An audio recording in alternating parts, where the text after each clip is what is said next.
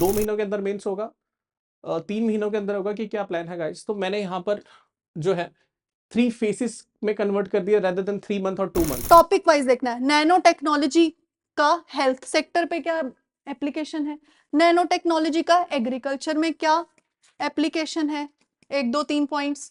Nano technology का environment पे क्या। बाकी गाइस मेंस टेस्ट सीरीज कर्तव्य में स्टार्ट हो चुकी है। 2 स्टूडेंट जिनको है कि वो सेल्फ स्टडी करना चाहते हैं, बट उनको पैरेलली दे वांट कि उनको एक प्रॉपर और बेस्ट मेंस टेस्ट सीरीज मिले। पहला टेस्ट वो फ्री ऑफ कॉस्ट है, जो बच्चे देखना चाहते हैं they can what we call that give the test. GS paper 4 का फॉर्मेट अलग है क्योंकि इसमें केस स्टडीज आती हैं। जीएस पेपर 4 भी लेंथी पेपर होता है, ऑन टाइम कंप्लीट नहीं होता है, बट इसकी अप्रोच थोड़ी अलग रहेगी, इसकी प्रैक्टिस डिफरेंट रहेगी। ये पेपर लेंथी होता है, ऑन टाइम कंप्लीट नहीं होता है, ठीक है। 2021, 22, 23 तक बात करूं तो इसमें काफी ज्यादा ज्योग्राफी के 10 से 12 क्वेश्चन आ रहे थे जीएस पेपर 1 में। इतना ज्यादा कहीं ना कहीं पोर्शन कवर करता है। 20 क्वेश्चन मेंस में आते हैं। आप लोगों ने जीएस पेपर 1 या 2 3 में जितने भी देखे होंगे 20 क्वेश्चन के मॉड्यूल होते हैं। 20 में से 12 question was only of geography. But last जो हुआ 2024, बजट की schemes, data very important. Economic survey की मैं बोलूंगी समरी वीडियोस देखो, बिकॉज टाइम कम है जिन्होंने मेंस लिखना है अभी। जब आप मेंस पॉइंट ऑफ व्यू से इकोनॉमी की प्रैक्टिस करते हो तो इन टॉपिक्स की वेटेज थोड़ी कम हो जाते हैं इनके कंपैरिजन में। जो मैंने आपको एग्रीकल्चर वाले टॉपिक्स बताए थे, या फिर उसके नीचे लैंड रिफॉर्म्स बताए थे, या फिर इंफ्रास्ट्रक्चर का टॉपिक है उसी के नीचे, या फिर इन्वेस्टमेंट मॉडल्स हैं, स्ट्रक्चर्ड वे में लिखते हैं, वो पढ़ने के बाद रिवाइज भी करते हैं। रिवाइज करने के बाद आंसर राइटिंग भी करते हैं। आंसर राइटिंग के बाद आंसर्स को एनालाइज भी करते हैं।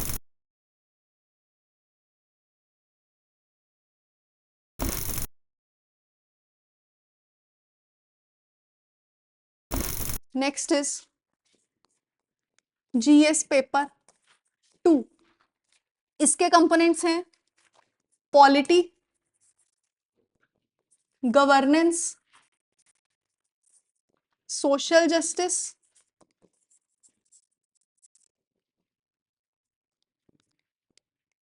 International relations. पॉलिटी मतलब ये पूरा कंपोनेंट ही करंट अफेयर्स ओरिएंटेड है। जैसे कि कास्ट सेंसस न्यूज में था, कास्ट सेंसस पेपर में आ गया। India Saudi Arabia relations news में थे, India Saudi Arabia relations news में आ गए, ठीक है। तो इसके लिए बेसिकली करंट अफेयर्स अगर आप ठीक से करके जाते हो तो स्पेशली केएएस में आप पेपर को प्रेडिक्ट कर सकते हो पहले ही, ठीक है। अब सब्जेक्ट वाइज बात करते हैं। आपको ब्रेक चाहिए, किसी को ज्यादा हो रहा है तो बता देना, ठीक है। First is polity component. पहला स्टेप कैसे कवर करना है सिलेबस। पहला स्टेप सिलेबस का जो भी टॉपिक है, सपोज फर्स्ट टॉपिक क्या है सिलेबस में आपका गिवन, रीड करो। वेट नहीं, सेकंड वाला देखते हैं, रुको। थर्ड टॉपिक देखो, separation of powers between various organs. इतना टॉपिक है आपका, separation of power between different organs. आपको ये टॉपिक कवर करना है। इजीएस्ट वे, शॉर्टेस्ट वे बताऊं, separation of powers between various organs करके यूपीएससी लिखो, गूगल में डालो, बहुत सी वेबसाइट्स ओपन हो जाएंगी, ठीक है। उन वेबसाइट्स में से रीड करो, जो बेस्ट चीज लगती है उसको अपने मटेरियल में ऐड कर दो। 1 पेज का नोट बनेगा। Let me show you.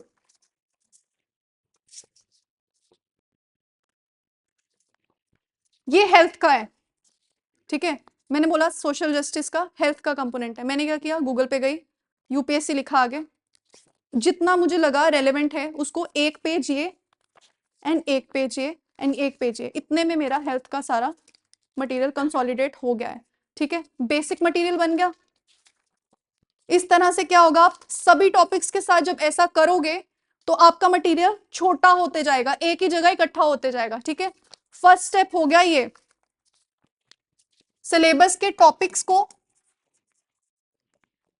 Google करो या जैसे मर्जी करो, उसको एक ही जगह पे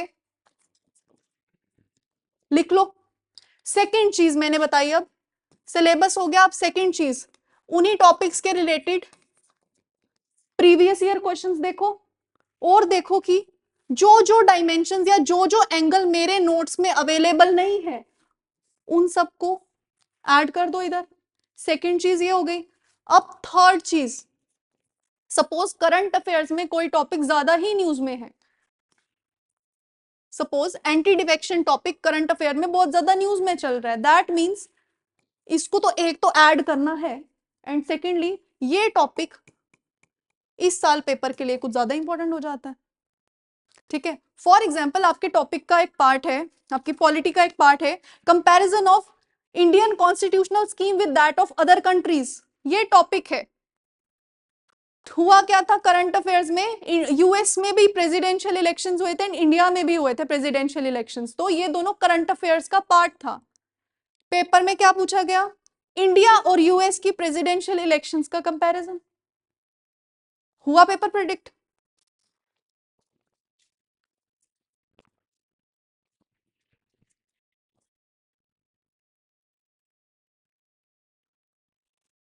आपके इस अप्रोच से सिलेबस कंसोलिडेट हो जाएगा और मटेरियल स्कैटर्ड नहीं रहेगा। पहली चीज ये हो गई। अब दूसरी चीज, पॉलिटी के लिए और क्या अप्रोच रखनी है।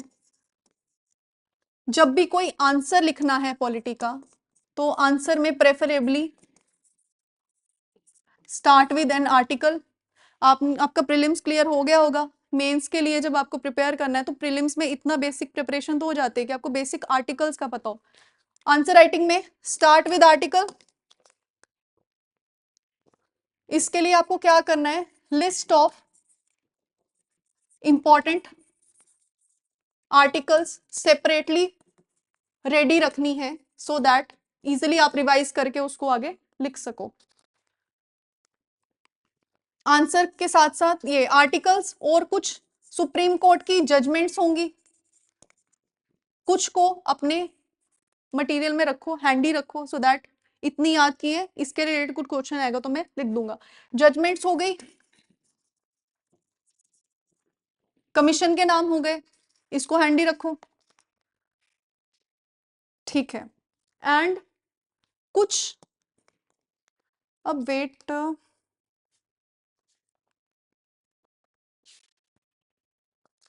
कीवर्ड समझते हो? कीवर्ड्स क्या होते हैं, क्या होते हैं, मुझे समझाओ।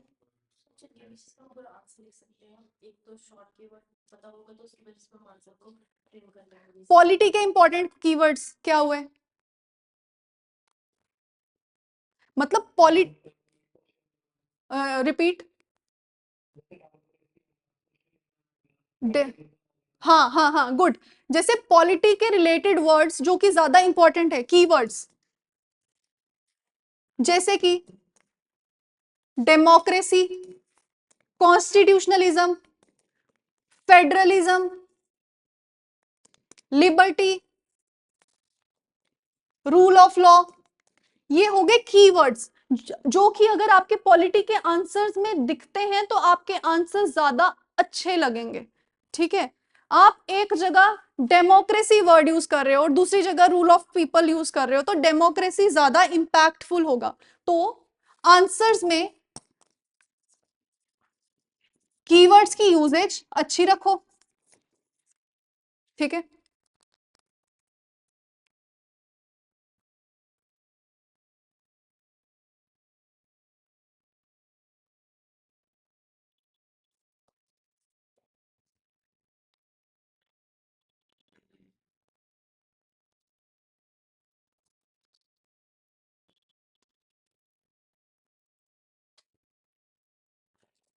मुझे बताओ आपको ये समझ आ गया ये चीज कैसे करनी है, या मैं इसमें और डिटेल बताऊं? आ गई ना समझ? ठीक है, हो गया, इसको चेंज कर दूं?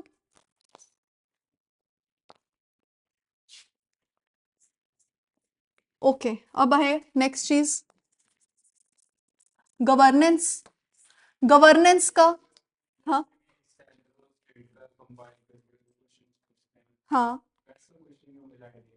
एक तो सेंटर स्टेट का आपका चैप्टर है, सेंटर स्टेट रिलेशंस, तो कंबाइन करके वहां से पूछ रहे हैं या सेंटर की लेजिस्लेचर और स्टेट लेजिस्लेचर से पूछ रहे हैं? तो फाइनेंशियल वाला पार्ट तो आपके सेंटर स्टेट रिलेशंस में है, वो लंबा चैप्टर है आपका, लक्ष्मीकांत में गिवन है, ठीक है। Next is governance. गवर्नेंस का ओवरलैप है एथिक्स के साथ भी। किन टॉपिक्स का ओवरलैप है, मैंने सिलेबस मार्क करते हुए समझाया था। एथिक्स के लिए क्या अप्रोच रहेगी, previous year questions plus current affairs. Okay, next topic is social justice.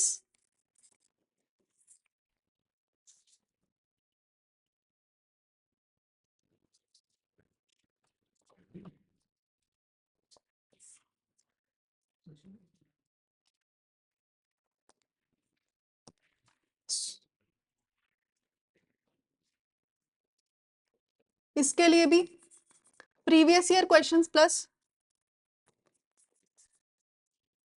Current affairs का यूजेज है। बट मैंने बताया था सोशल जस्टिस में कुछ आपके बहुत इंपॉर्टेंट पार्ट्स हैं, for example women, health, education, poverty, hunger etcetera.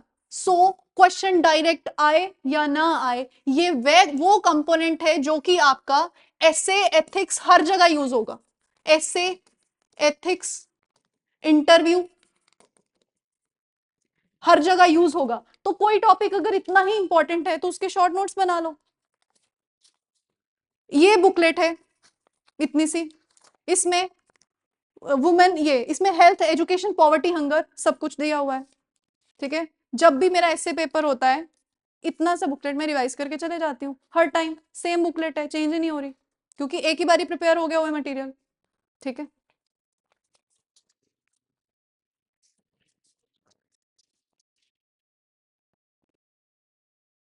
हो गया। Next topic is international relations, JKS वालों का फेवरेट। डायरेक्टली करंट अफेयर्स से पूछा जाता है, जैसे कि पहलगाम अटैक हुआ था, पहलगाम अटैक पे क्वेश्चन आया हुआ इस बार, ठीक है। इसमें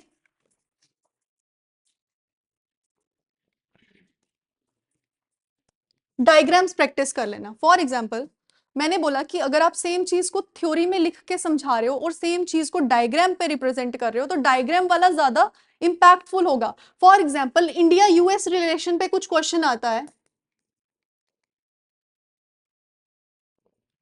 तो क्या करोगे,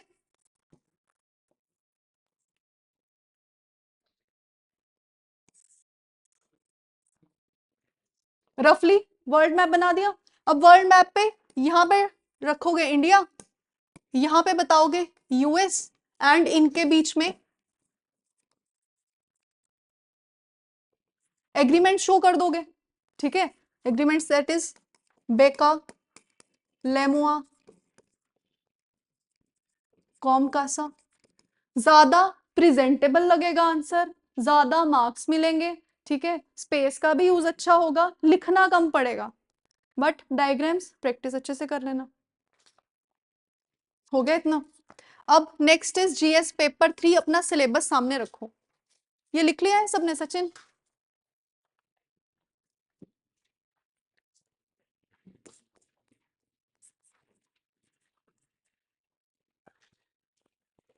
ओके,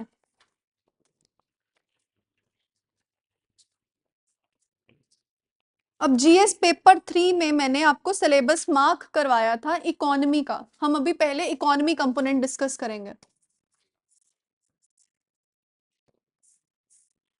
अब जो बच्चे जैसे प्रीलिम्स में जब आप इकोनॉमी पढ़ते हो तो कुछ कंपोनेंट्स होते हैं जो कि ज्यादा इंपॉर्टेंट होते हैं। For example banking finance, government budgeting और international trade, balance of trade etcetera, current account deficit, इस तरह के टॉपिक्स इंपॉर्टेंट होते हैं। बट जब आप मेंस पॉइंट ऑफ व्यू से इकोनॉमी की प्रैक्टिस करते हो तो इन टॉपिक्स की वेटेज थोड़ी कम हो जाते हैं इनके कंपैरिजन में। जो मैंने आपको एग्रीकल्चर वाले टॉपिक्स बताए थे या फिर उसके नीचे लैंड रिफॉर्म्स बताए थे या फिर इंफ्रास्ट्रक्चर का टॉपिक है उसी के नीचे या फिर इन्वेस्टमेंट मॉडल्स हैं, ये इंपॉर्टेंट हो जाते हैं। इन टॉपिक्स को हम प्रीलिम्स के टाइम पे उतना फोकस नहीं करते, स्पेशली इंफ्रास्ट्रक्चर, इन्वेस्टमेंट या लैंड रिफॉर्म्स को। But mains perspective, mains point of view से, बिकॉज ये आपके सिलेबस में डायरेक्टली मेंशन्ड है, investment models, infrastructure, land reforms, that's why ये ज्यादा इंपॉर्टेंट हो जाते हैं। ठीक है, तो ये देखो आपका जो सिलेबस है major crops and cropping pattern से लेके उसके नीचे इन्वेस्टमेंट मॉडल्स तक, यहां से लेके मेजर क्रॉप से लेके इन्वेस्टमेंट मॉडल्स तक, इनको आप क्या कर सकते हो कि इनके आप वही गूगल से शॉर्ट नोट्स बना के इनको पहले ही कंसोलिडेट कर सकते हो। ठीक है, आपका मटेरियल सब कुछ एक ही जगह हो जाएगा। अब मैं आपको पेपर दिखाती हूँ, 2 मिनट रुको।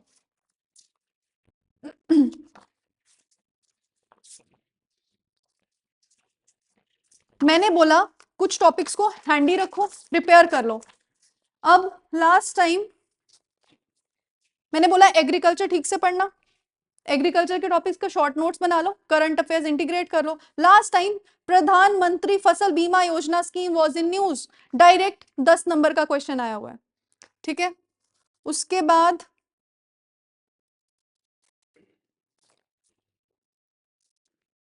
आपके पेपर में मेजर क्रॉपिंग पैटर्न से सेकंड टॉपिक, यहां पे public distribution system directly mentioned है, मिला, डायरेक्ट क्वेश्चन आया हुआ है। How effective are the public distribution system and Pradhan Mantri Garib Kalyan Yojana to ensure food security.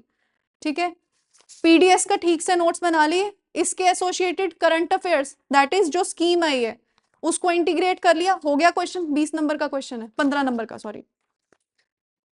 उसके बाद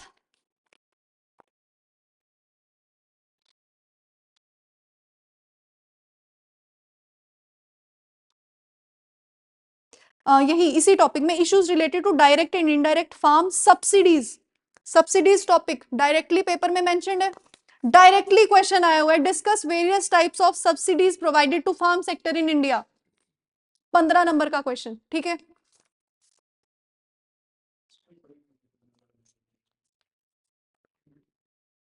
तो रुको, पहले मैं सचिन मैं बात करती हूँ, वेट। अभी मैं, मेरा बोलने का मतलब ये है कि पहले इन टॉपिक्स पे मटेरियल अपना कंटेंट रेडी कर लो, इतना टॉपिक हो गया। उसके बाद आना एग्रीकल्चर के ऊपर वाले topics, that is in Indian economy and issues related to planning, mobilisation of resources, growth, development, employment, उसके नीचे इंक्लूसिव ग्रोथ, उसके नीचे गवर्नमेंट बजटिंग। बजटिंग वाला ये सेम है जो आप फाइनेंस वाला पढ़ते हो गवर्नमेंट का, जो प्रीलिम्स के लिए इंपॉर्टेंट होता है, ये वहां से आ गया। इंक्लूसिव ग्रोथ, ये टॉपिक इंपॉर्टेंट है आपका एसए पर्सपेक्टिव से भी। ठीक है, second topic inclusive growth and issues arising from it.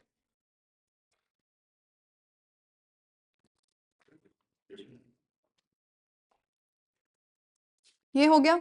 And then last में मैं बोलूंगी आपको बैंकिंग फाइनेंस में जो भी करंट अफेयर्स में इश्यूज चल रहे हैं उसको लिख लेना। ठीक है,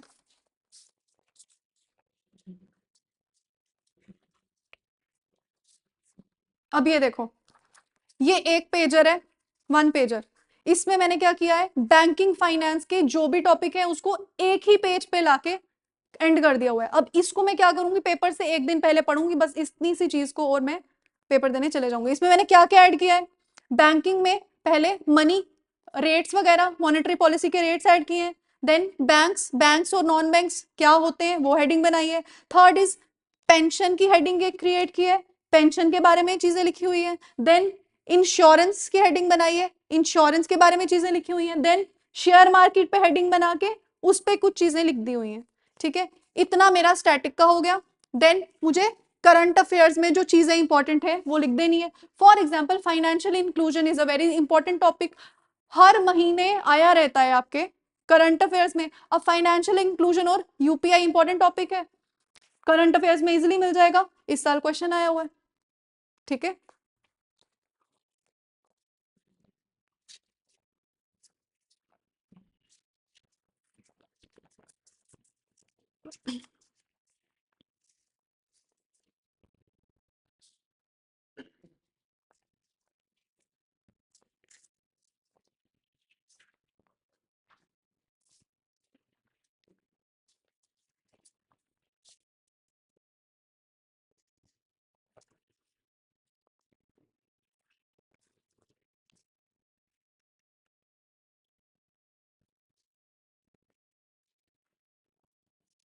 अब मैंने बोला कि प्रीलिम्स के रिलेटेड कुछ कॉन्सेप्ट्स होते हैं, जैसे कि बैंकिंग में पढ़ते हो आप रेपो रेट्स, ठीक है, और capital reverse repo, capital adequacy ratio, इस तरह के कीवर्ड्स पढ़ते हो आप।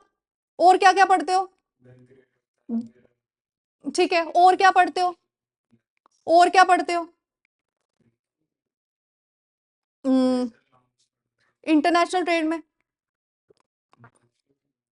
बैलेंस ऑफ ट्रेड पढ़ते हो, current account deficit, capital account deficit, ये सब वर्ड्स आपने पढ़े होते हैं, ये वहां पे बहुत इंपॉर्टेंट है, ठीक है। In addition to that word such as inflation, deflation, labour force participation rate, और ये सब चीजें। अब ये वर्ड्स जो वहां पे बहुत ज्यादा इंपॉर्टेंट होते हैं, यहाँ पे वो आपके कीवर्ड्स बनेंगे, उनको अपने आंसर्स में जितना ज्यादा मेंशन करोगे उतना ज्यादा आंसर इंपैक्टफुल होगा। इकोनॉमी के आंसर्स लिखते हुए बच्चों को क्या प्रॉब्लम आती है, बच्चों के पास वर्ड्स ही नहीं होते, वर्ड्स ही नहीं समझ आ रहा लिखूं क्या, तो क्या लिखोगे, ये आपकी इकोनॉमिक वोकैबुलरी है।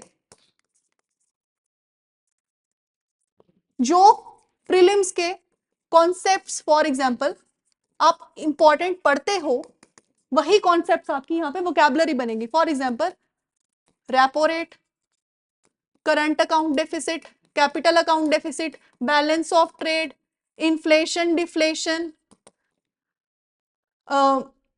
Consumer price index, wholesale price index, labour force participation rate, GDP, GNP, very important keywords,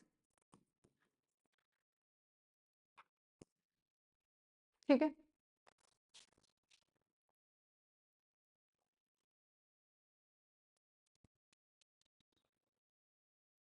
इतना हो गया।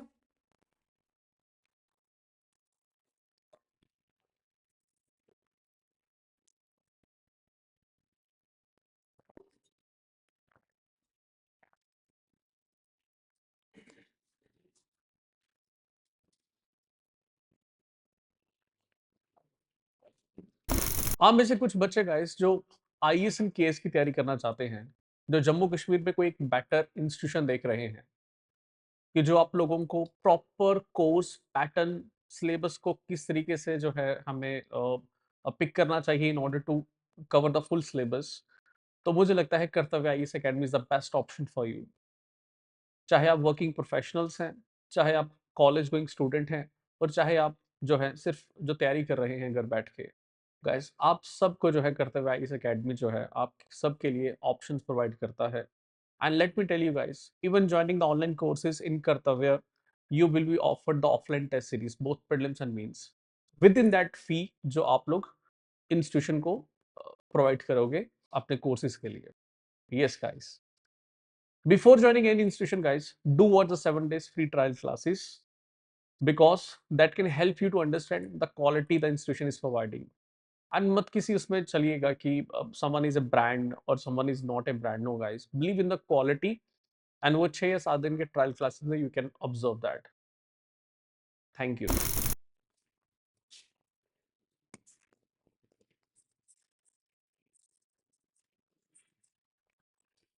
आज क्या डेट है, 24 जनवरी। 1 जनवरी को आपका बजट आ रहा है। Budget is a very important document budget में दिया हुआ डाटा इंपॉर्टेंट हो जाता है, बजट में दी हुई स्कीम्स डायरेक्टली इंपॉर्टेंट हो जाती है, बजट के एक दिन पहले इकोनॉमिक सर्वे होता है, वो इंपॉर्टेंट डॉक्यूमेंट हो जाता है। अब मैं ये तो नहीं बोलूंगी कि अगर ज्यादा बल्कि डॉक्यूमेंट है इकोनॉमिक सर्वे तो डायरेक्टली पढ़ लो, बट यूट्यूब पे उनकी वीडियोस होती हैं, वीडियोस को देखो, उसके नोट्स बनाओ, उन्हीं नोट्स को, कॉन्सेप्ट्स को, डाटा को डायरेक्टली अपने आंसर्स में यूज करो। ठीक है, तो और क्या इंपॉर्टेंट डॉक्यूमेंट हो गया? बजट, इकोनॉमिक सर्वे, बजट की schemes, data very important, economic survey की मैं बोलूंगी समरी वीडियोस देखो, बिकॉज टाइम कम है, जिन्होंने मेंस लिखना है अभी उनके लिए।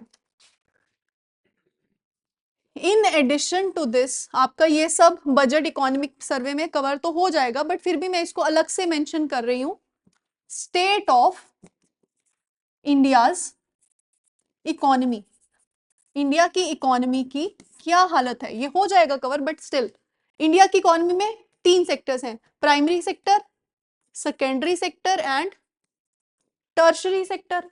तीनों किस तरह से परफॉर्म कर रहे हैं, क्या इनकी ग्रोथ है, ये आपको अलग से अपने नोट्स में रखना है।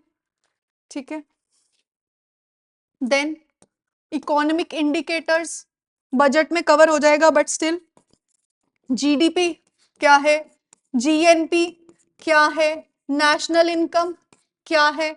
ठीक है, in addition to that fiscal deficit कितना है, इन्फ्लेशन रेट क्या रहा, इन्फ्लेशन बढ़ रही है तो क्यों बढ़ रही है, नहीं बढ़ रही तो क्यों नहीं बढ़ रही, इस तरह से।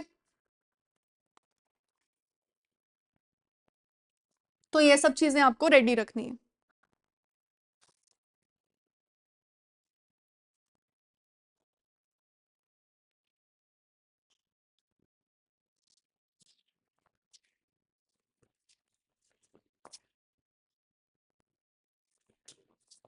हो गया सचिन?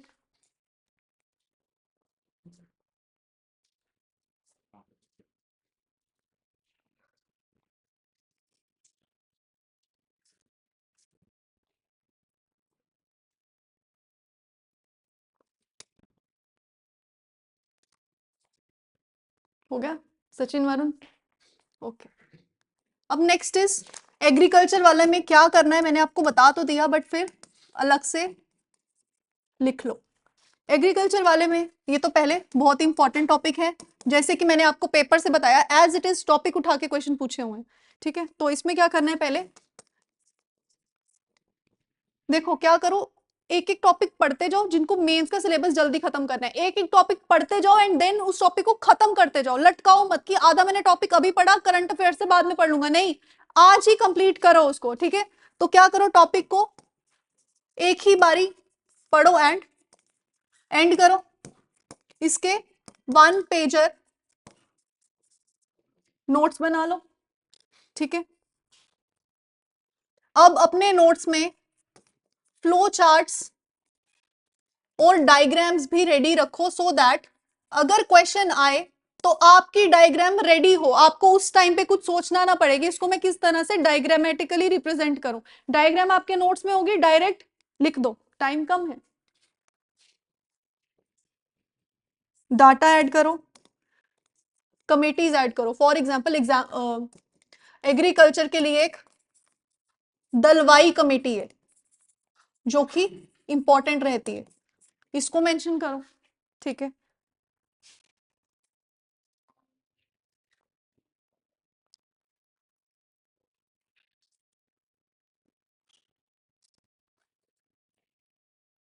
हो गया। 1 पेजर कैसे बनाने आपको समझ आ गया, या मैं थोड़ा एक्सप्लेन करूं विद एग्जांपल? सारे एंगल्स आपके नोट्स में एक ही जगह होने चाहिए। For example food processing industry है,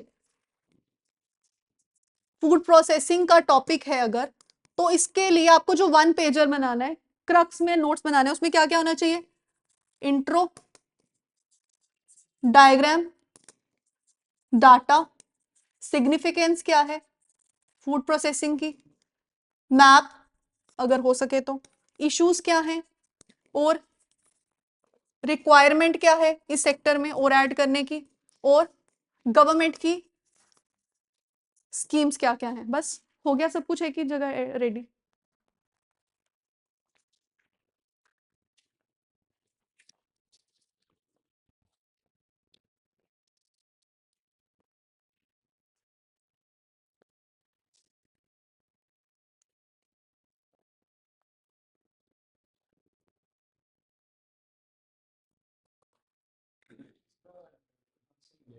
मैंने बताया अभी सब कुछ। रामायण के बाद पूछ रहा राम कौन है? बजट से मिलेगा, गूगल से मिलेगा। सपोज आपको इन्वेस्टमेंट के रिलेटेड कोई डाटा नहीं मिल रहा, आप स्पेसिफिकली उसको गूगल करो कि data related to this, government के डॉक्यूमेंट्स होते हैं, बजट में सब कुछ कवर हो जाता है, न्यूज़पेपर में इतना कुछ मिल जाता है, डेली मतलब मंथली मैगजीन में इतना कुछ मिल जाता है। डाटा की कमी नहीं है, याद नहीं रहता है सब कुछ, वो प्रॉब्लम है। तो लिमिटेड चीजें ही याद रखनी है, उसको पहले फिल्टर आउट करना है।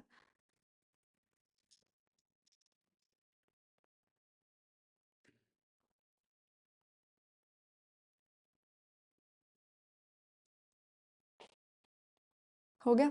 ब्रेक चाहिए किसी को? ओके, चेंज कर दो इसको।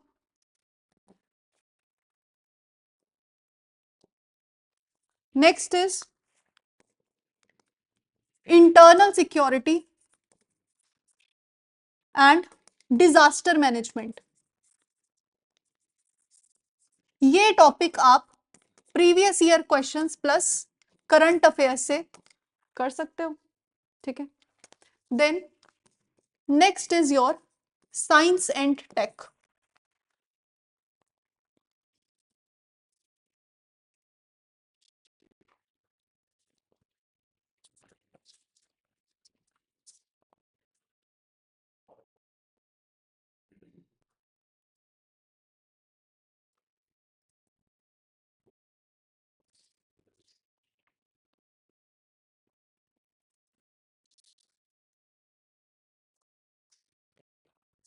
अब अगर मुझे इसमें एक ये हो गया और एक है एनवायरमेंट कंपोनेंट।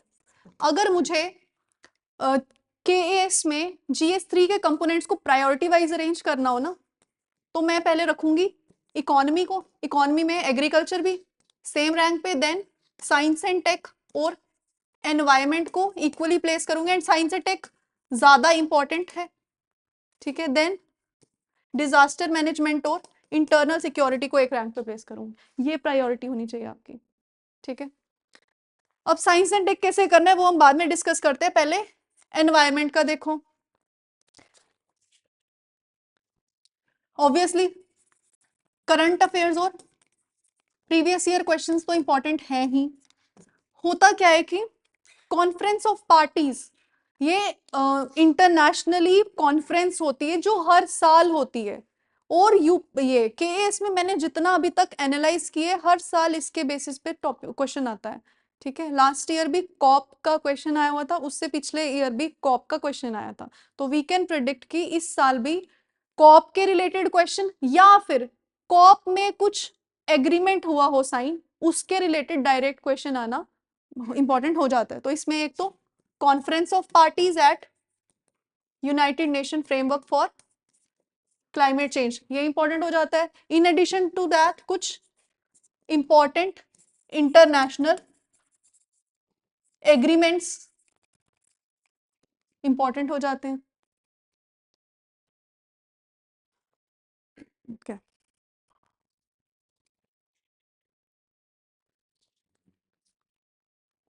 हो गया?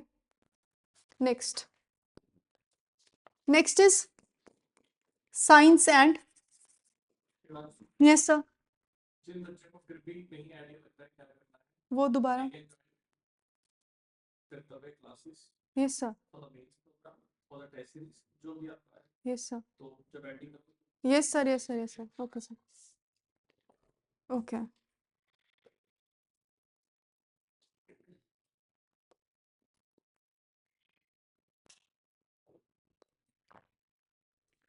हो गया? अब साइंस एंड टेक का सिलेबस देखो, साइंस एंड टेक्नोलॉजी का syllabus first is developments and their applications and effects, मतलब क्या क्या डेवलपमेंट्स हो रही हैं न्यू न्यू, उनकी क्या एप्लीकेशंस है एंड उससे क्या इंपैक्ट हो रहा है। तो देखो इसका आपको वन पेजर कैसे बनाना है। नैनो टेक्नोलॉजी इंपॉर्टेंट है, बायोटेक्नोलॉजी इंपॉर्टेंट है, ब्लॉकचेन इंपॉर्टेंट है, आर्टिफिशियल इंटेलिजेंस, मशीन लर्निंग, ये इंपॉर्टेंट टॉपिक्स हैं। अब इनके एप्लीकेशन बेस्ड क्वेश्चंस आते हैं। एप्लीकेशन बेस्ड जैसे कि इस साल पूछा गया है कि आर्टिफिशियल इंटेलिजेंस का हेल्थ सेक्टर में क्या एप्लीकेशन है, इस तरह के क्वेश्चंस आते हैं। तो आपको नोट्स में कैसे बनाना है,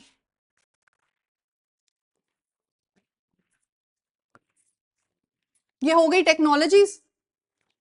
अब यहां पे लिखो health, agriculture, environment, economy and energy, defence, electronics, space and industry.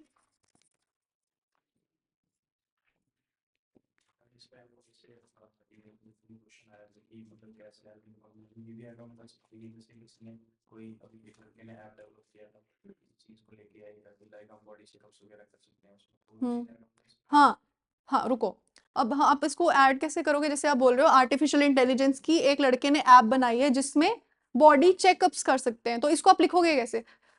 Artificial intelligence का हेल्थ में क्या बेनिफिट है, फर्स्ट इज बॉडी चेकअप, ये आपने हेडिंग बना दी। अब इसी हेडिंग के अंदर आप एग्जाम्पल देके वो चीज लिखोगे जो आपने अभी बोली, तो आपको पता चला जो आप चीज न्यूज में पढ़ रहे हो उसको किस तरह से इंटीग्रेट करना है। एग्जाम्पल जैसे कि एक लड़के ने एक ऐप बनाई है आर्टिफिशियल इंटेलिजेंस का यूज करके जिससे बॉडी चेकअप कर रहे हैं, ठीक है, इस तरह से लिख सकते हो। तो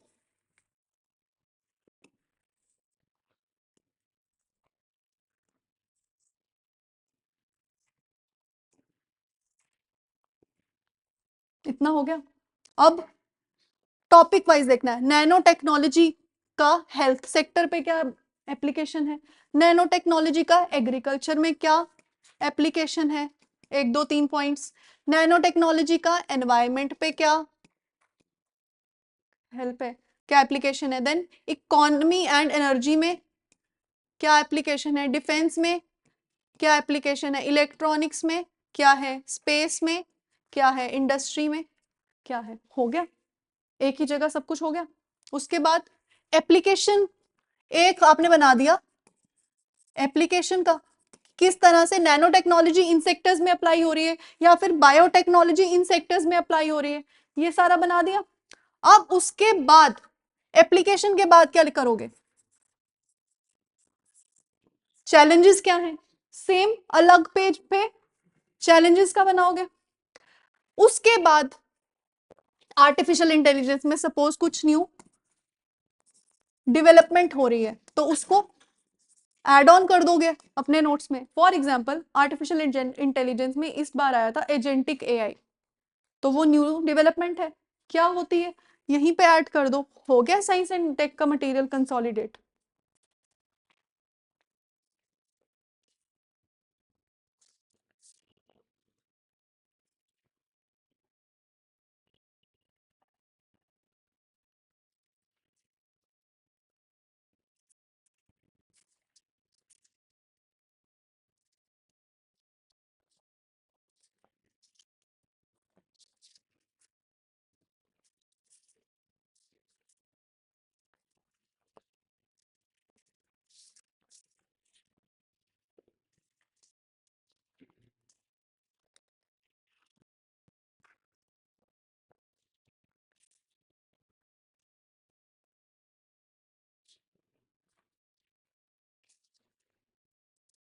हो गया Sachin. In addition to that science and tech में एक और फेवरेट टॉपिक है केएस वालों का, दैट इज स्पेस। जैसे कि आदित्य L1 मिशन लॉन्च हुआ था, क्वेश्चन आ गया, उसी तरह से और भी जो रिसेंट मिशंस लॉन्च हो रहे होते हैं वो इंपॉर्टेंट हो जाते हैं इन करंट अफेयर्स। ठीक है,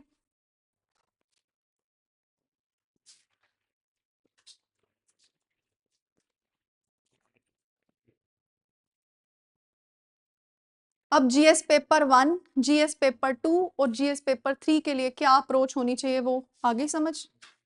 ठीक है,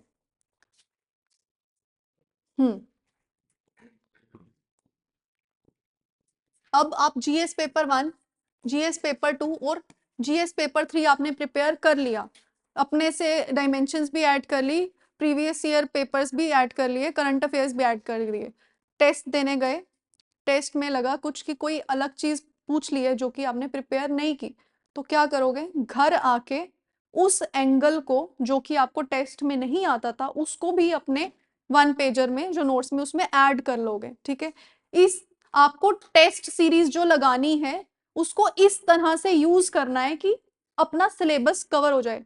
ठीक है, टेस्ट सीरीज को किस तरह से यूज करना है अपनी रिवीजन के लिए, इस तरह से करना है, या पढ़ा होगा एज इट इज पूछ लिया जाएगा तो वो आप लिख के आओगे, उस पर फीडबैक मिल जाएगा, या तो फीडबैक अच्छा मिलेगा या तो इंप्रूवमेंट का स्कोप होगा। ठीक है, या फिर कोई ऐसा क्वेश्चन पूछा गया होगा करंट अफेयर से जो कि आपसे स्किप हो गया होगा, तो वो जो स्किप हुआ होगा पार्ट उसको आप अपने नोट्स में ऐड कर लोगे या उसको आप सेपरेटली पढ़ लोगे, इस वजह से आपकी पूरी जो प्रिपरेशन है वो हो जाएगी। ठीक है, next GS paper 4 that is ethics. ये अप्लाइड पेपर है, डायरेक्टली डेफिनेशंस नहीं पूछी जाती आपको,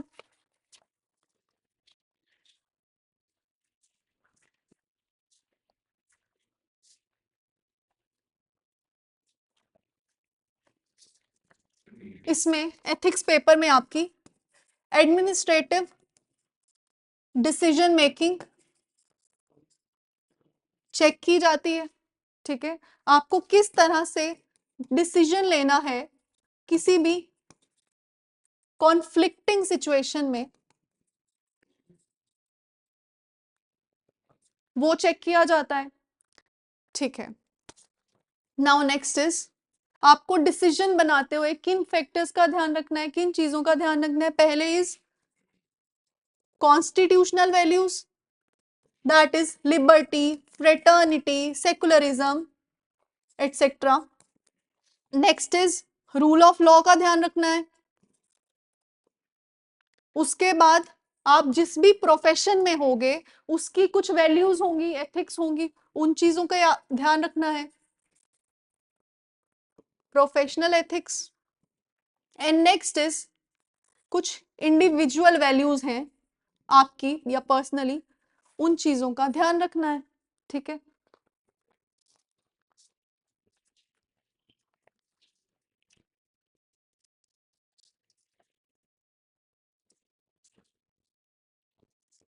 अब मैंने बोला पेपर अप्लाइड है तो थ्योरी जितनी अच्छे से समझ होगी उतने अच्छे से उसको अप्लाई कर सकोगे, तो आपका कोर जितनी स्ट्रांग होगी उतनी अच्छे आपके आंसर्स होंगे, तो अंडरस्टैंडिंग इस वजह से इंपॉर्टेंट है। नेक्स्ट इज एथिक्स पेपर में एक और चीज बहुत इंपॉर्टेंट होती है that is your examples. Your examples should be unique, examples होनी चाहिए, केस स्टडीज होनी चाहिए। केस स्टडीज जैसे कि केस स्टडीज क्या होती है, लंबी एग्जाम्पल। ठीक है, उसके अलावा कुछ कोट्स का यूज कर सकते हो सो दैट आपका आंसर बहुत डिफरेंट लगे। In addition to that anecdotes का यूज कर सकते हो। What are एनेक्टोड्स?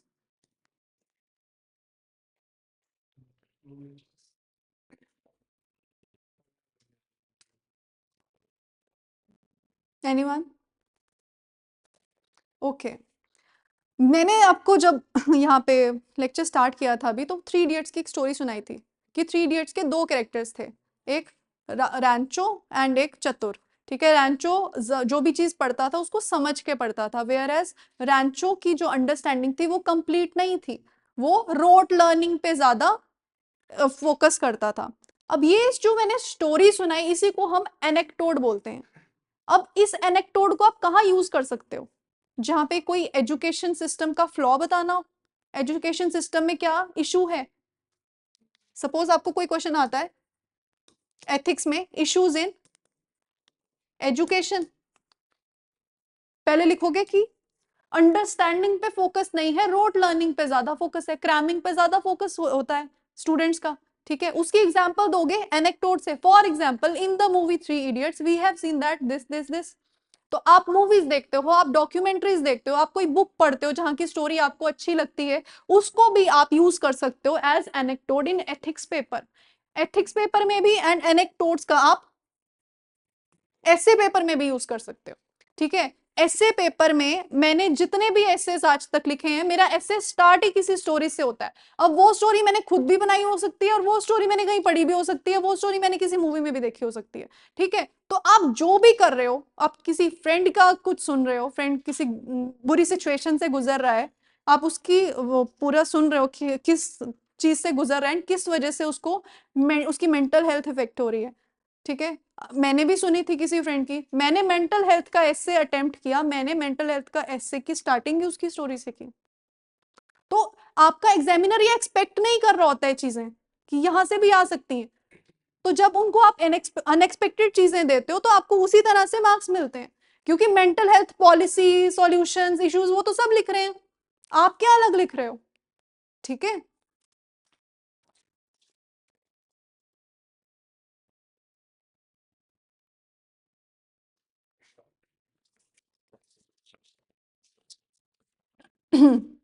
हो गया, जीएस पेपर 1 2 3 4 कैसे करना है, हो गया समझ।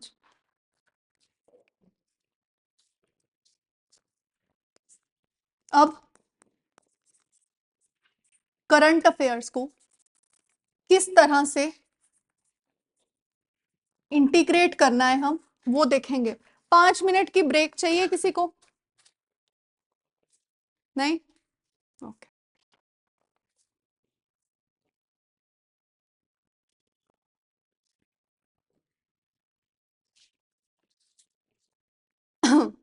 सपोज जब मैंने आपको इंटरनल सिक्योरिटी पढ़ाया था, तो इंटरनल सिक्योरिटी में मैंने आपको नक्सलिज्म पढ़ाया था। नक्सलिज्म में मैंने आपको क्या क्या पढ़ाया था, क्या होता है नक्सलिज्म, उसकी क्या आइडियोलॉजी है, उसके क्यों हो रहा है, क्या कॉजेज हैं या क्या फैक्टर्स हैं जिस वजह से हो रहा है, क्या इसकी काउंटर स्ट्रैटेजी है, क्या गवर्नमेंट के इनिशिएटिव्स हैं, एंड क्या इसका वे फॉरवर्ड है। ये आपने पढ़ लिया क्लास में।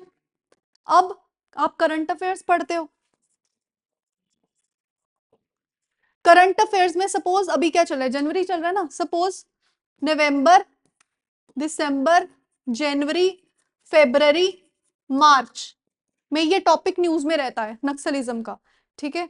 आप रोज न्यूज़पेपर में ये टॉपिक पढ़ रहे हो, उसके बाद एक तो डेली टॉपिक पढ़ रहे हो, उसके बाद मंथली मैगजीन में सपोज 2 से 3 पेजेस का टॉपिक है, 5 महीने आया हुआ, 5 बार पढ़ोगे? नहीं, क्या करोगे, स्मार्ट वर्क करोगे। यहाँ पे जो चीज यहाँ पे मिसिंग है, आपकी फाउंडेशन में जो चीज मिसिंग होगी, सिर्फ वो चीज पढ़ के उसको यहाँ पे ऐड कर दोगे, हो गया खत्म काम करंट अफेयर्स का। अलग से ये चीज और अलग से करंट अफेयर्स नहीं पढ़ने 5 महीने के, समझ आया?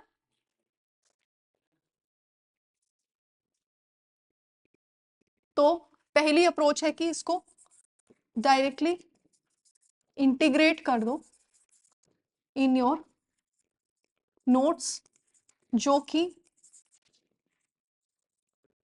व्हाट्स नॉट गिवन, पहली चीज ये। दूसरी चीज, आपको बोला जाता है एडिटोरियल पढ़ो। अब हो सकता है एडिटोरियल में किसी पुलिस ऑफिसर ने कुछ ऐसी स्टेटमेंट दी हो या कोई ऐसी एग्जांपल दी हो जो आपको अच्छी लगी हो, जो आपके नोट्स में नहीं है, डायरेक्टली वो एग्जांपल एडिटोरियल से अपने नोट्स में ऐड कर लो। या कोई ऐसा पर्सपेक्टिव या ऐसा कोई सॉल्यूशन दिया हो जिससे आपको लगता है कि नक्सलिज्म की प्रॉब्लम सॉल्व हो सकती है, पर वो सबके नोट्स में नहीं होगा, वो आपके नोट्स में होगा। क्यों होगा? क्योंकि आपने एडिटोरियल पढ़ के उस चीज को अपने नोट्स में इंटीग्रेट किया है। ठीक है,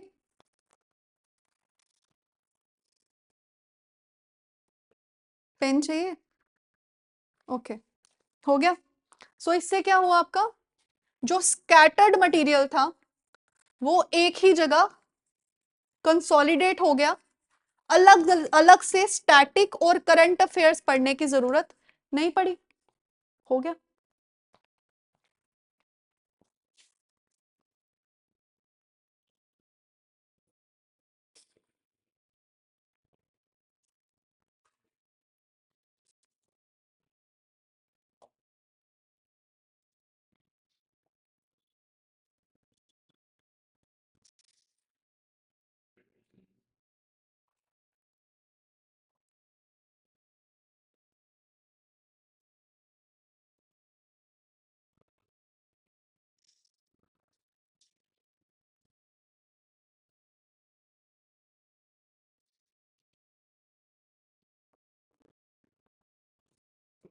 नेक्स्ट,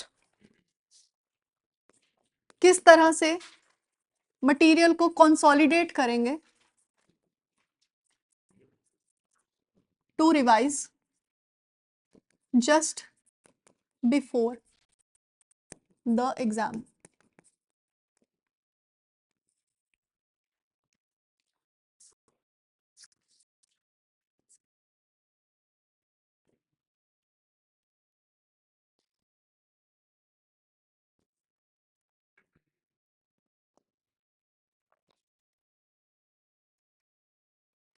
मैंने आपको नक्सलिज्म पढ़ाया था, ठीक है, जिन जिन्होंने भी मेरी क्लासेस अटेंड किया नक्सलिज्म की, मैंने 2 लेक्चर्स में नक्सलिज्म का टॉपिक कंप्लीट कराया था। हर लेक्चर 1.5 घंटे का था। उसमें मैंने अच्छे से आपको चीजें एक्सप्लेन की, एक्सप्लेनेशन बन गई, अंडरस्टैंडिंग बन गई आपकी। उसके बाद मैंने उसी टॉपिक को 2 स्लाइड्स में कंसोलिडेट किया। जो आपने 2 क्लासेस में पढ़ा उसी को मैंने डिफरेंट डिफरेंट हेडिंग्स में 2 स्लाइड्स में कंसोलिडेट कर दिया। ठीक है, ये क्या बने आपके 1 पेजर नोट्स बन गए। नक्सलिज्म का टॉपिक एकदम से छोटा हो गया। अब मुझे बताओ, 1 पेजर नोट्स तो मैं बहुत बोल रही हूँ, बट डज दैट मीन जो चीजें आप क्लास में पढ़ रहे हो या जो चीजें आप एक्सपैंडेड फॉर्म में पढ़ रहे हो उनका फायदा नहीं है। ठीक है, अब मेरा बोलने का मतलब यह है कि अगर अंकित ने मेरी क्लास लगाई है नक्सलिज्म, तो अंकित को ये चीजें 1 स्लाइड एंड 2 स्लाइड ज्यादा अच्छे से समझ आएगी इन कंपैरिजन टू कोमल। कोमल ने मेरी नक्सलिज्म की क्लास नहीं लगाई हुई, बट अगर वो ये सब पढ़ेगी एक पेज एंड दूसरा पेज, तो वो बोलेगी कि ये क्या है, मुझे तो कुछ समझ ही नहीं आ रहा है। ठीक है, तो मतलब जो आप डिटेल्ड एक्सप्लेनेशन पढ़ते हो उसका भी एक फायदा है, बट डिटेल्ड एक्सप्लेनेशन के बाद आपको टॉपिक कंसोलिडेट करना है, सो दैट जब आपको रिवाइज करना हो तो इतने से ही आपका काम चल जाए, आपको दोबारा से वो डिटेल्ड एक्सप्लेनेशन नहीं सुननी पड़े। ठीक है, तो इस तरह से आप टॉपिक्स ये नक्सलिज्म का बनाओगे, जैसे कि नक्सलिज्म का मैंने बनवाया था। उसके बाद मैंने नॉर्थ ईस्ट इंसर्जेंसी पढ़ाया आपको, तो ये नॉर्थ ईस्ट इंसर्जेंसी का 1 पेजर 1 एंड 2, बस नॉर्थ ईस्ट इंसर्जेंसी हो गई क्लब्ड। अब सपोज आपको क्वेश्चन आता है कि काउंटर स्ट्रेटजी बताओ नॉर्थ ईस्ट इंसर्जेंसी कम करने की, तो आपके पास पॉइंट्स रेडी हैं। First point, then second point, then third point, fourth point, fifth point ready है। उसके अंदर क्या लिखना है चीजें वो भी रेडी है, बट एक चीज यहाँ पे मिसिंग हो सकती है, डाटा और स्कीम्स और एग्जाम्पल्स। ठीक है, तो पहली चीज 1 पेजर कैसे बनाना है, अपने एक्सपैंडेड नोट्स को शॉर्ट कैसे करना है, वो चीज समझ आ गई। आपके एक्सपैंडेड नोट्स का भी एक पर्पस है, आप सिर्फ 1 पेजर पढ़ के नहीं जा सकते, आपको समझ नहीं आएगा, तो एक्सपैंडेड के बाद 1 पेजर पढ़ोगे तो बहुत बेनिफिशियल है। ठीक है, एंड रिविजन प्रॉपरली करोगे तो इसी से काम हो जाएगा। ठीक है, 1 पेजर समझ आया कैसे बनाना है।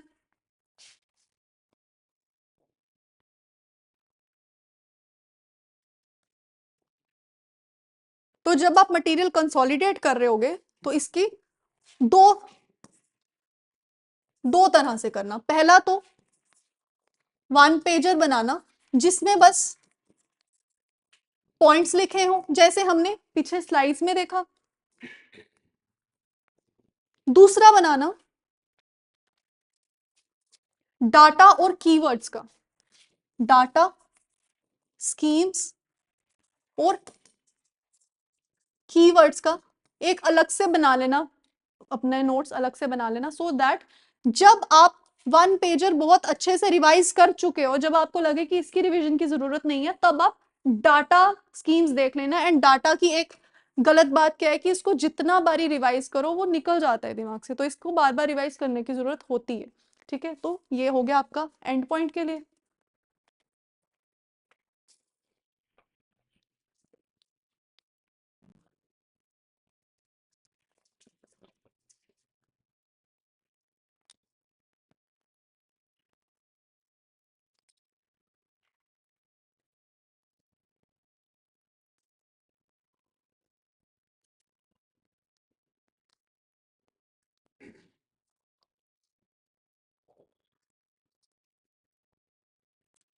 हो गया। अब नेक्स्ट इज आंसर राइटिंग कैसे करनी है।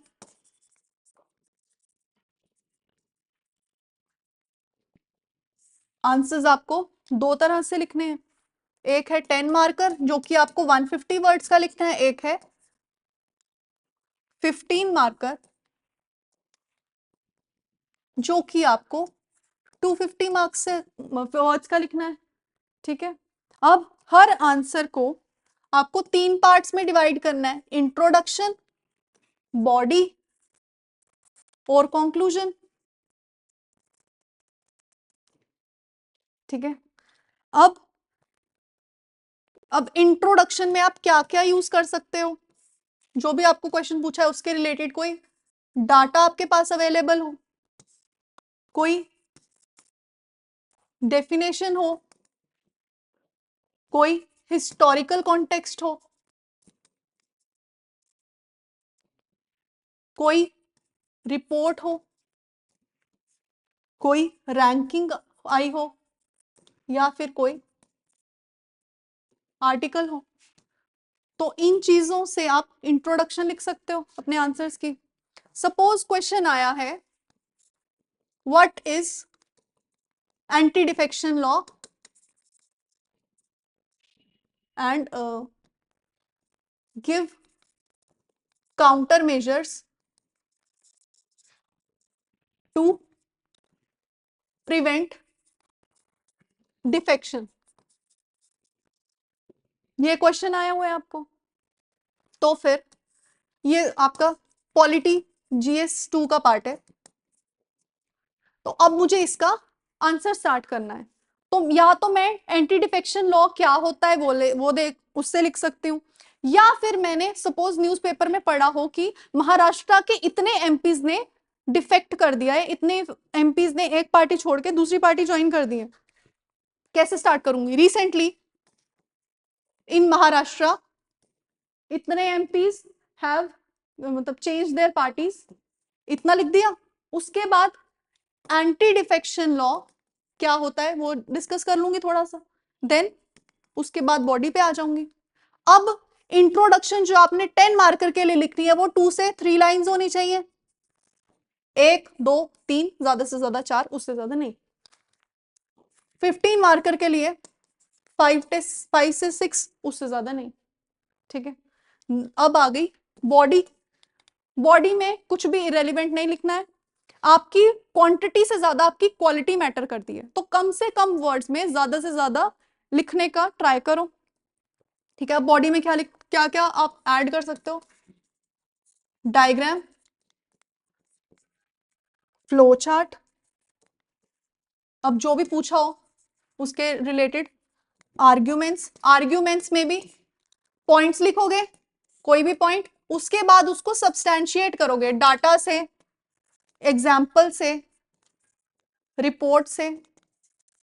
समझ आया पॉइंट लिखना और उसको सब्सटैंशिएट करने का क्या मतलब है। फॉर एग्जाम्पल जैसे अंकित ने बोला था बॉडी चेकअप हेडिंग होगी, उसके बाद उसकी एग्जाम्पल होगी कि इस पर्सन ने एआई का यूज करके ये वाली ऐप बनाई है जो कि बॉडी चेकअप में हेल्प कर रही है, इस तरह से। उसके बाद इतना हो गया। देन कंक्लूजन, कंक्लूजन आप कैसे लिख सकते हो? कोई आर्टिकल कोट कर सकते हो, सस्टेनेबल डेवलपमेंट गोल्स इनको कोट कर सकते हो, कोई कीवर्ड का यूज कर सकते हो, स्कीम्स का यूज कर सकते हो, या गवर्नमेंट की कोई रिपोर्ट आई हो उसका यूज कर सकते हो। ठीक है,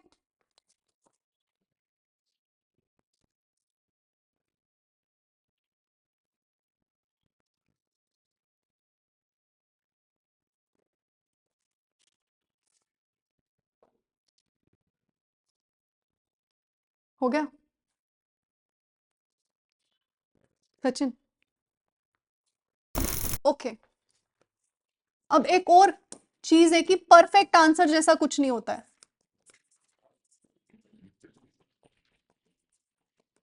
ठीक है, तो ऐसा नहीं है कि आपको परफेक्शन लानी है अपनी आंसर्स में, सबसे अच्छा आंसर लिखना, नहीं। आंसर लिखना स्टार्ट करो, उसके बाद आपकी क्वालिटी इंप्रूव होगी धीरे धीरे। ठीक है, क्वेश्चंस की आंसर की, ये जो क्वेश्चन में पूछा हुआ है उसकी डिमांड एड्रेस करो। आपकी क्वालिटी ज्यादा मैटर करती है क्वांटिटी से। अब क्वालिटी कैसे बनेगी? जितना अच्छा आपके नोट्स होंगे या जितना अच्छा आपका कंटेंट होगा, उतनी ही अच्छी आपकी आंसर की क्वालिटी होगी। ठीक है, अब आंसर राइटिंग में पॉइंट्स में आंसर करना प्रेफर करना इन कंपैरिजन टू पैराग्राफ। ठीक है, ऑन द अदर हैंड जब आप एस्से लिख रहे होगे तो एस्से में आप पॉइंट्स नहीं लिखते हो, एस्से में आप पैराग्राफ्स का यूज करते हो।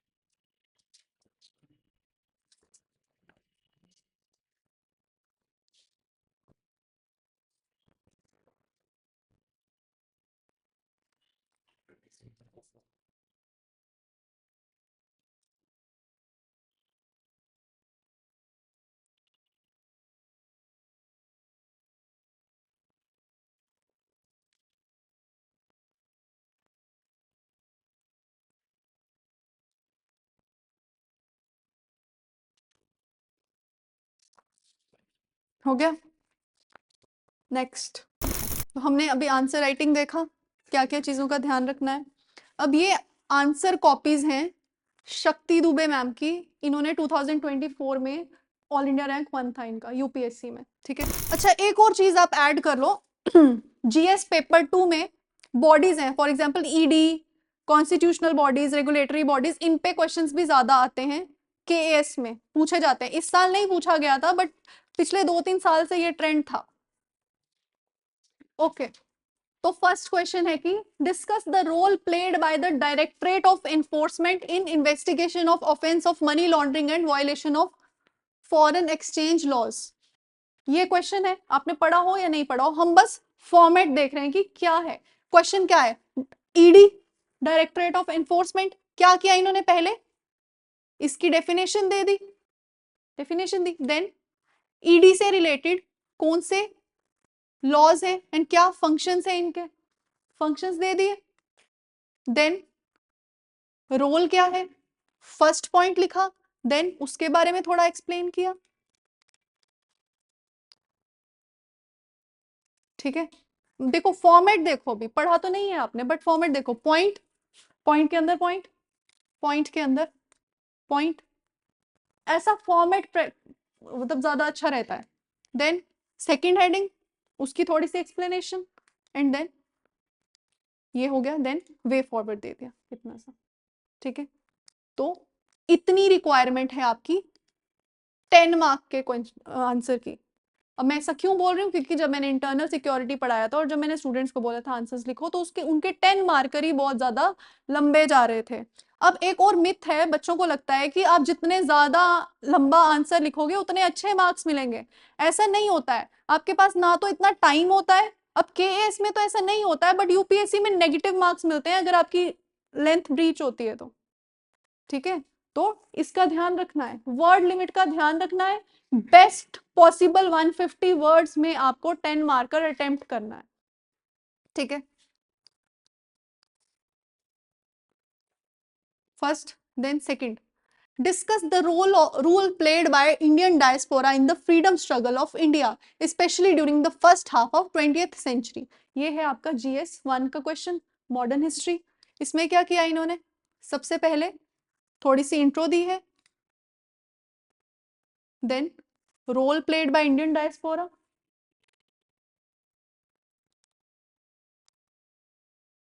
श्यामाजी कृष्ण वर्मा, इनके बारे में थोड़ा सा लिखा। सेकंड, बीकाजी कामा, इनके बारे में थोड़ा सा लिखा। Then third, Mohan Singh. Fourth, fifth, and then and conclusion, ठीक है। ये 1, 2 एंड 3, ये इनका 250 वर्ड्स का आंसर था। इनके जो फॉन्ट है राइटिंग का वो चेक करो, क्या लेंथ है वो देखो, स्पेसिंग देखो। तो ऐसा नहीं आपको ज्यादा लिखना है, इतना ही रिक्वायर्ड है। अगर इतना लिख के कोई टॉप कर रहा है तो आपको इससे ज्यादा क्यों लिखना है।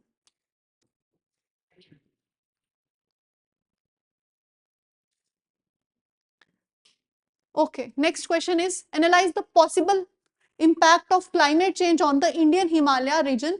What steps can be taken to mitigate it? Geography का क्वेश्चन है, मैंने बोला था ज्योग्राफी के क्वेश्चन में डायग्राम बनाना। थोड़ी सी इंट्रोडक्शन, देन डायग्राम, देन आगे इम्पैक्ट इन पॉइंट्स।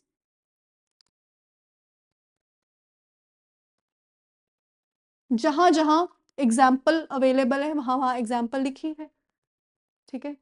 एक्सप्लेनेशन नहीं करनी, एग्जाम्पल लिखनी है, ये भी पॉइंट हो सकता है। अगर आपके पास एग्जाम्पल नहीं है तो आप एक्सप्लेन कर दो पॉइंट को, ठीक है। Then steps that can be taken, and उनको पॉइंट्स में लिखा है, फ्लो चार्ट बनाया है, ठीक है। हो गया। Now next question is what are the challenges faced by Assam Rifles with regard to border management and tackling of insurgency in northeast India? Discuss how these challenges require reorientation of the force। क्या पूछा है, challenges और solutions, ये हमने पढ़ा है class में, ठीक है। क्या किया है, असम राइफल्स का थोड़ा सा इंट्रोडक्शन दी है, देन डायग्रामेटिकली इनको बता दिया हुआ है कहाँ कहाँ होता है, देन क्या चैलेंजेस है, चैलेंजेस लिखे हैं, एंड उनके सॉल्यूशंस लिखे हैं, ठीक है। हो गया, 10 मार्कर था ये। Then direct interactions with social groups like families, peers teach people how other expect them to behave। Likewise, a society as a whole reinforces and shapes values through its norms, institutions, media, collective behavior। Discuss how a society's formal and informal institutions socializes its population with examples। ये part हमने पढ़ लिया है class में ethics में, ठीक है। कौन से टॉपिक का क्वेश्चन है, और टॉपिक वैल्यूज, वैल्यूज में क्या पूछा है, सोसाइटी की फॉर्मल एंड इनफॉर्मल इंस्टीट्यूशंस, ठीक है। कौन कौन सी पढ़ी थी हमने, फॉर्मल एंड इनफॉर्मल इंस्टीट्यूशंस, हाँ, और इनफॉर्मल, हाँ, family, school, society, religion, culture, ये सब पढ़ा था, ठीक है। क्या किया है इन्होंने, थोड़ी सी इंट्रो दी है, फॉर्मल और इनफॉर्मल इंस्टीट्यूशंस बताई हैं, देन रोल ऑफ फैमिली को थोड़ा सा एक्सप्लेन किया है, एक एग्जाम्पल दी है, ठीक है। देन रोल ऑफ स्कूल को थोड़ा सा एक्सप्लेन किया है, एग्जाम्पल दी है। देन रिलीजन को थोड़ा सा एक्सप्लेन किया है, एग्जाम्पल दी है। देन पीयर ग्रुप को थोड़ा सा एक्सप्लेन किया है, एग्जाम्पल दी है। देन आंसर कंक्लूड किया है। हो गया आपका 150 वर्ड्स का आंसर खत्म। बस इतनी रिक्वायरमेंट है, ठीक है। इतना हो गया, कोई डाउट अभी तक? ओके, अब लास्ट चीज है एक,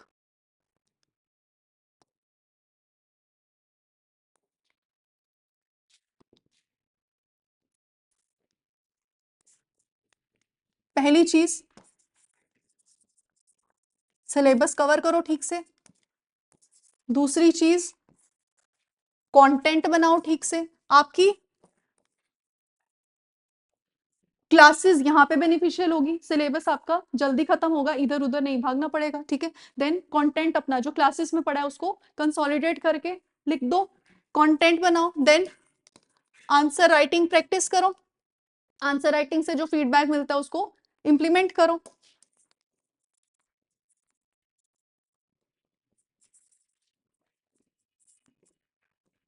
फिफ्थ पॉइंट, अब सपोज ये सब करने के बाद भी कुछ क्वेश्चंस ऐसे मिल रहे हैं जिनके बारे में कभी देखा ही नहीं है, जिनके बारे में कभी सुना ही नहीं है यूपीएससी में या केएएस में, अनएक्सपेक्टेड और टफ क्वेश्चंस आ जाए इसके बाद भी, तो क्या करना है?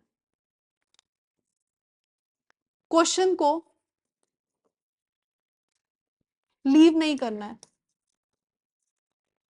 उसके रिलेटेड जो भी पता हो उसको लिख के आना है, ठीक है। एट द सेम टाइम अपना जो लिखने इसको अटेम्प्ट करने के टाइम पे, मतलब इसको अटेम्प्ट लास्ट में करना, जो क्वेश्चंस नहीं आते उनको लास्ट में करना, सो दैट जो आते हैं उनकी क्वालिटी के साथ कॉम्प्रोमाइज ना हो। But at the same time जो नहीं आते उनको छोड़ के नहीं आना है, उनको भी अटेम्प्ट करके आना है, जो पता हो लिख के आओ, ठीक है।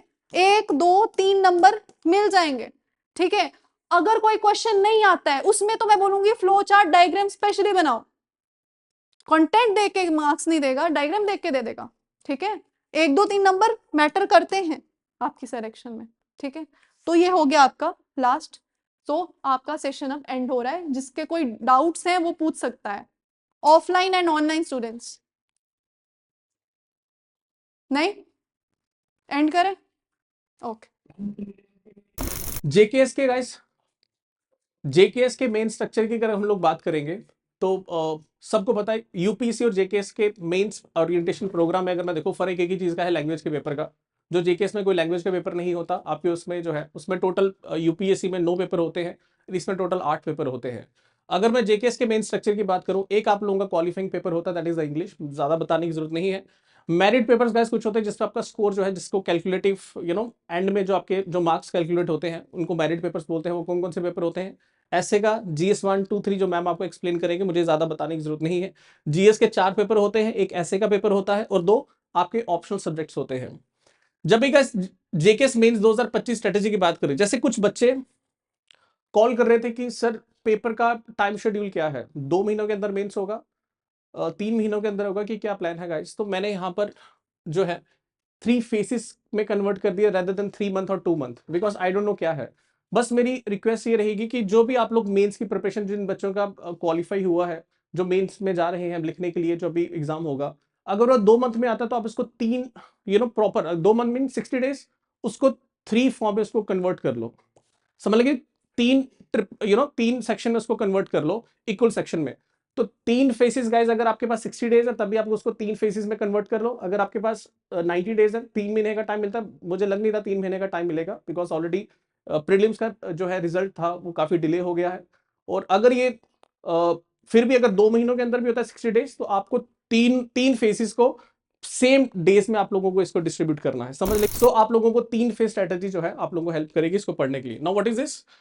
क्या चीजें मेन मेन दिखनी है? अगर कोर, अगर प्रिंसिपल्स की बात करूं गाइस, तो आपको डेली आंसर राइटिंग करनी पड़ेगी, नो ऑप्शन। जिस भी बच्चे को लगता है कि sir UPSC JK is all about concepts, then let me guys, अगर आपको मेंस के टाइम पे हर टॉपिक के 4 या 5 पॉइंट्स नहीं पता है, रटे हुए नहीं है, तो get out of that league, truly get out of that league. अगर आपके पास 4 या 5, क्योंकि आगे कुछ स्ट्रेच हो जाता है, बट एटलीस्ट 4 और 5 पॉइंट्स पे अगर किसी टॉपिक को नहीं आते हैं और आप रटने को आप बोलते हो कि नहीं रटना नहीं, कॉन्सेप्ट ही हर एक चीज है, तो आई थिंक जितने भी जो टॉपर्स आप उनको सुन लीजिएगा वो क्या बोलते हैं, तो आपको एक आइडिया लग जाएगा। तो answer writing every single day आप लोगों को रिस्क में रखना है। Revision should be more than the new study, जो खासकर मेंस के लिए जा रहे हैं। अभी मैंने बोला कि जो वर्किंग प्रोफेशनल्स हैं, जिनको भी मेंस नहीं आए पड़े, जो कॉलेज गोइंग स्टूडेंट्स हैं, उनको अगर मैं बोलूं तो आप लोग जो है इस पर्टिकुलर चीज को अभी के लिए जो है इसको थोड़ा माइन्यूट लेवल पे रख सकते हो, इसका वॉल्यूम कम रख सकते हो, लेकिन आप लोग न्यू स्टडी को रख सकते हो। लेकिन जिन बच्चों के मेंस आ चुके हैं गाइस, आपके लिए revision is more than the new particular जो चीजें आप लोगों ने पढ़नी है। जेएंडके का एंगल गाइस ये देख लेना जीएस के पेपर में, क्योंकि लास्ट आप लोगों का जो 2024 का जो मेंस हुआ था, आप अगर उसमें देखोगे तो उसमें कुछ चीजें कश्मीर के रिलेटेड पूछी हुई थी, जेएंड के स्पेसिफिक चीजें, साइंस एंड टेक वाला जो जीएस पेपर 3 वाला पार्ट था उसमें चीजें पूछी हुई थी, तो उसके रिलेटेड आप लोगों को चीजें पता होनी चाहिए। एंड ऑप्शनल गाइस, डेली के आपको 2 या 3 घंटे पढ़ना है, तो एक जस्ट छोटा सा एक ओवरव्यू, इसका पीडीएफ टेलीग्राम पे भी होगा, और आप लोगों को किसी को चाहिए होगा तो आप व्हाट्सएप पे मैसेज भेज सकते हैं। नाउ गाइस, 3 फेसेस की अगर हम लोग बात करें, फर्स्ट फेस जो हमारा रहेगा that will be related to the consolidation and the start writing. What is it particular phase, what is this consolidation? आपके पास क्या पूरा मटेरियल है जो आप लोगों को मेंस क्वालिफाई करने में मदद करेगा। तो उस पर्टिकुलर फेस में आप लोगों को क्या करना है, जीएस का जितना भी स्टार्टिंग वाला पोर्शन है गाइस, उसको जितना जल्दी हो सके फिनिश करो। सिर्फ 45 डेज नहीं है, ज्यादा ही होंगे, 60 दिन से ज्यादा होगा, आप लोगों को मेंस का टाइम मिल जाएगा उतना। आप लोगों ने जीएस का जितना स्टैटिक पोर्शन है उसको कवर अप करना है, शॉर्ट नोट्स बिल्डअप करना है, because answer writing guys paper में खासकर जब प्रेशर होता है 7 मिनट में आंसर लिखना होता है 10 नंबर वाला, तो आपके पास पर्टिकुलर हर एक पर्टिकुलर टॉपिक के कुछ शॉर्ट नोट्स बने। आप लोग टॉपर्स की स्ट्रेटजी देखना, जो मैम भी आपको एक्सप्लेन करेंगे। आंसर राइटिंग को आप लोगों को सीरियसली लेना है, कोई और ऑप्शन नहीं है। और डेली स्टडी का फेज 1 में कैसे रखना है, आप लोगों ने ऑप्शनल को 2.5 से 3 घंटे के अप्रॉक्स पढ़ना है, जीएस स्टडी को 3 घंटे पढ़ना है, करंट अफेयर्स प्लस जेएंडके का पार्ट पढ़ना पड़ेगा, बिकॉज जेएंडके स्पेसिफिक चीजें पूछी जा रही है, तो 1.5 घंटा इसमें भी देख लेना। बट जेएंडके स्पेसिफिक बहुत कम आता है, 1 क्वेश्चन या 2 क्वेश्चन आएंगे, बाकी आप लोगों ने करंट अफेयर को भी 1.5 घंटा देना है। करंट अफेयर की बात करें guys, team is making current affairs, तो आप लोगों को करंट अफेयर जितने भी मेंस के भी होंगे वो भी कहीं ना कहीं हमारी तरफ से मिल जाएंगे, जो बच्चों को होगा कि हमें ज्वाइन करना है। बाकी जो सेल्फ स्टडी करना चाहते हैं तो वो कहीं पर भी ऑनलाइन सोर्सेज देख सकते हैं। आंसर राइटिंग अगेन 1.5 घंटा। And what to do and what not to do, just revise the notes, मैंने बता दिया जो स्टैटिक नोट्स बनाने हैं। ज्योग्राफी खासकर गाइस, जीएस पेपर 1 में ज्योग्राफी के क्वेश्चन 2021, 22, 23 तक बात करूं तो इसमें काफी ज्यादा ज्योग्राफी के 10 से 12 क्वेश्चन आ रहे थे जीएस पेपर 1 में। इतना ज्यादा कहीं ना कहीं पोर्शन कवर करता है। 20 क्वेश्चन मेंस में आते हैं, आप लोगों ने जीएस पेपर 1 या 2, 3 में जितने भी देखे होंगे 20 क्वेश्चन के मॉड्यूल होते हैं, 20 में से 12 question was only of geography. But last जो हुआ 2024 में, तो ज्योग्राफी का ओरिएंटेशन कम हुआ, तो ये चीजें देखने को मिली। तो खासकर आप लोग जब स्ट्रेटेजी बनाओ जीएस पेपर 1 की, तो ज्योग्राफी, मॉडर्न हिस्ट्री और जेएंडके स्पेसिफिक को कवर कर लेना, बिकॉज सूफी मूवमेंट या जेएंडके में कौन सेंट थे, कश्मीर में कौन बैठते थे, समथिंग, तो उसके रिलेटेड चीजें पूछी जाती है। पॉलिटी, गवर्नेंस और आईआर गाइस, इसका पोर्शन तो of course GS paper 2 is very very very very very what we call that lengthy लगता है, मटेरियल नहीं मिलता, तो इस पे एक स्ट्रेटेजी बना लेना। Security and border issues ma'am ने आपको पढ़ाया था, तो जिन्होंने नहीं क्लासेस देखी वो ऐप पे क्लासेस देख सकते हैं। और एथिक्स गाइस, इसको डेली अगर हो सके, because ethics is such a subject जिसमें बच्चा बहुत कम स्कोर करता है आज की डेट में, तो एथिक्स को आप लोगों को डेली थोड़ा थोड़ा पार्ट, एटलीस्ट सारा नहीं, कोटेशंस पढ़ ली, कुछ थिंकर्स का पढ़ लिया, कुछ एक पार्ट उसका पढ़ लिया, तो ये आप लोग रखना साथ में। और आंसर राइटिंग जैसे मैंने बताया आपको टू द पॉइंट करना। फेज 2 गाइस, इसका मतलब पहले अगर हमारे पास 60 दिन है तो 20-20-20 का पहला फेज 20 डेज का आपने वही करना है। सेकंड जो अगला फेज 20 डेज का होगा, उसमें आप क्या कर सकते हो, इंटेंसिव प्रैक्टिस एंड टेस्ट। अभी क्या होगा, आप टेस्ट को इंट्रोड्यूस कर दो, क्योंकि एक बार आपका सिलेबस कंप्लीट हो गया, अब आप टेस्ट को बीच में ले आओ, तो अब इसमें मास्टर आंसर स्ट्रक्चर, अब पहले तो आंसर राइटिंग कर रहे थे, अब उसको कैसे स्ट्रक्चर वाइज प्रॉपर्ली बनाना है, कंक्लूजन कैसे लिखना है, मेन बॉडी में क्या लिखना है, इंट्रोडक्शन कैसी होनी चाहिए, इंट्रोडक्शन में स्टैट्स कितना डालना है, तो उसकी प्रैक्टिस साथ साथ में करिएगा। वीक एरियाज को टारगेट करो, और ऑप्शनल को टोटली आपका ऑप्शनल इस टाइम पे सेकंड फेज पे आपका ऑप्शन फुली कंप्लीट होना चाहिए।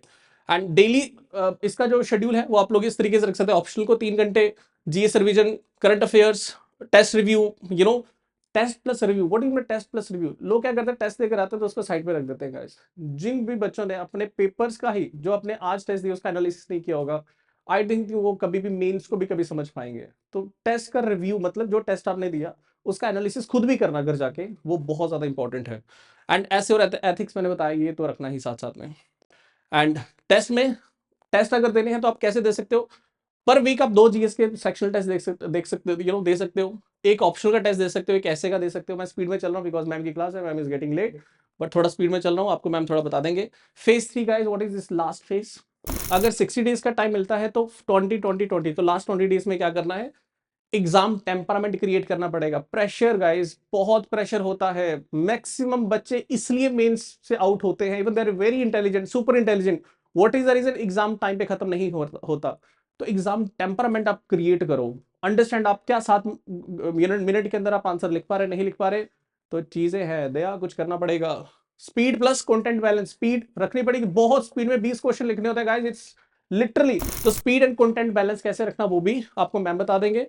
रिटेंशन, रिटेन कैसे करनी चीजों को वो भी मैम बताएंगे, समझ लगी कि नहीं। और इसको थर्ड फेज पे हमने रखना है, लास्ट फेज जिसमें आपकी रिटेंशन हर एक चीज आपकी साथ सामने होगी।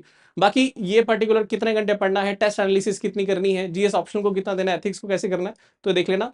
और गाइस मस्ट डू चीजें क्या है लास्ट फेज में, 2 फुल जीएस पेपर्स, 1 ऐसे, 2 ऑप्शनल टेस्ट एंड रिवाइज करना है एथिक्स। और गाइस ये देख लेना लास्ट फेज में इवन आप जीएस के पेपर दे रहे हो, आप ऐसे के पेपर दे रहे हो, लेकिन आपको एथिक्स के डेली बेसिस पे लास्ट 15 डेज, लास्ट 20 डेज आपको एथिक्स की definition, case studies, course and examples और नेशनल एंड जेएंडके के रिलेटेड जितने फैक्ट्स है वो आपको अच्छी तरह से बार बार गो थ्रू करने हैं। And last guys of this particular topic, कौन कौन सी मिस्टेक्स अवॉइड करनी है, खास करीब 60 डेज जो भी मॉड्यूल आता है।